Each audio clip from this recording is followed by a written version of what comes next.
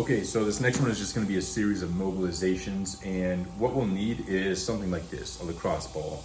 You can use a tennis ball, you can use maybe like a softball, but something that's a little bit smaller but pretty firm that is going to be able to dig into where we have all the tightness within our rhomboid, underneath our shoulder blade, whatever that might look like.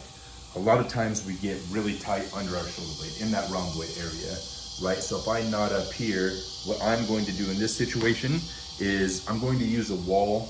In this case, I don't really have a wall, so I'm going to use this post, but I'm going to find that point where I'm super tight, where I get all that pain, and you're probably going to find it pretty easily.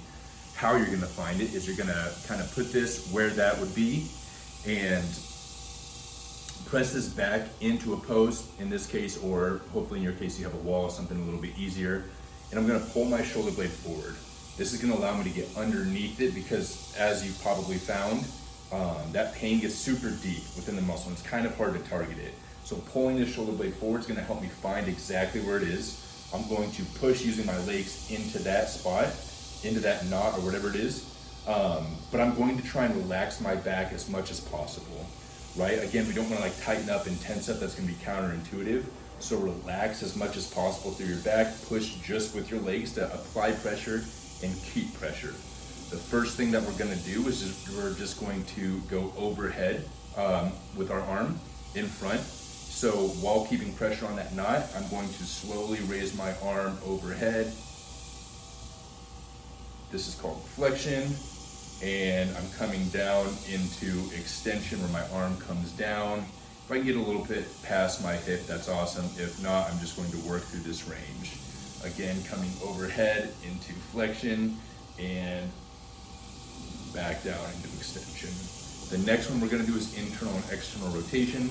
So internal rotation, keeping pressure on that spot, relaxing it as much as I can, and external rotation. So you'll do those. Next one, abduction. So raising our arm to the side laterally, rotating my hand to get overhead, and retracing that same thing back down. And the last variation is upward and downwards rotation. So imagine you have a 45-pound plate in front of you. You're just going to run your hand along the edges of that plate, up and back down. Really important that when you do these, you try and relax everything as much as possible, especially the back and especially where that knot is.